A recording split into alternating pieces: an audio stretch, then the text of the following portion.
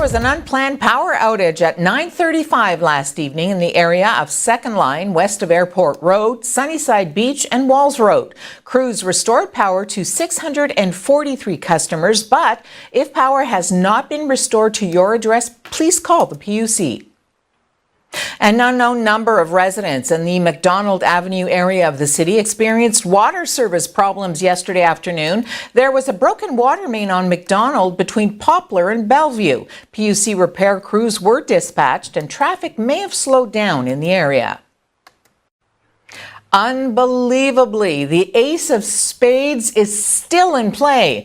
The progressive jackpot is up to $883,665. You can only imagine the lineup for next week in front and around the Esquire Club, a lineup that has a life of its own and starts sometimes the day before. The overall amount raised at this point for charity is well over $1 million. Lori Eby was the lucky ticket holder for last night's jackpot of $120,431 and told on TV why she picked number 49.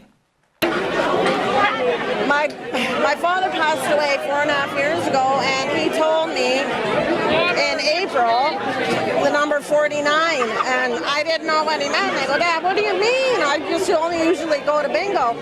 And then my girlfriend called me the day after, and she says, have you ever been to Chase the Ace? I said, well, I've been to Esquire all my life. So I went, and 49 was on the board, and I thought that's what he meant. But the ticket number was 49, so he meant something, right? Staring at a potential strike or lockout as early as next week, top officials at Canada Post and the union representing 50,000 of the Crown Agency's employees are going to meet over the weekend. A spokesperson for the agency confirmed the meeting but could not provide a timetable or location.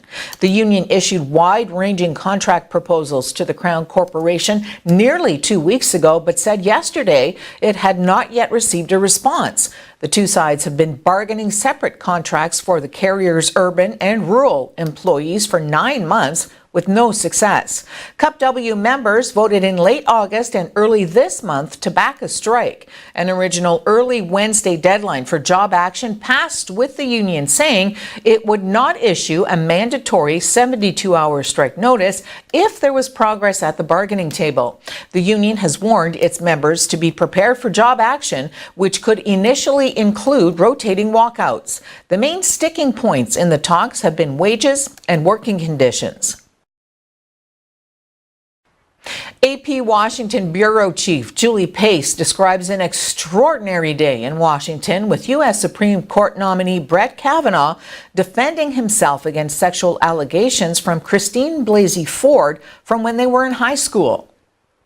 Used my name, but I provided the names of This was a really extraordinary day in Washington. You had this hours-long hearing where you had two people who were up there clearly going through really emotional, difficult times, talking about the impact that these allegations have had on their families. And then personally, you saw Christine Blasey Ford. The uniqueness of her testimony was that she was a really unknown person. She is not a public figure. She's not somebody who's ever been in this kind of situation before. She was clearly nervous, but she was also composed, and she was steady in her accounting and declared that she was 100% certain that Brett Kavanaugh was the person who assaulted her these many years ago. When Kavanaugh came up, it was quite a different Brett Kavanaugh than we have seen in other settings. He was angry. He had torn up his initial statement, had a completely new opening statement, and really took aim at Democrats and the Judiciary Committee for this whole process, accusing them of essentially railroading him and his nomination at the very last minute.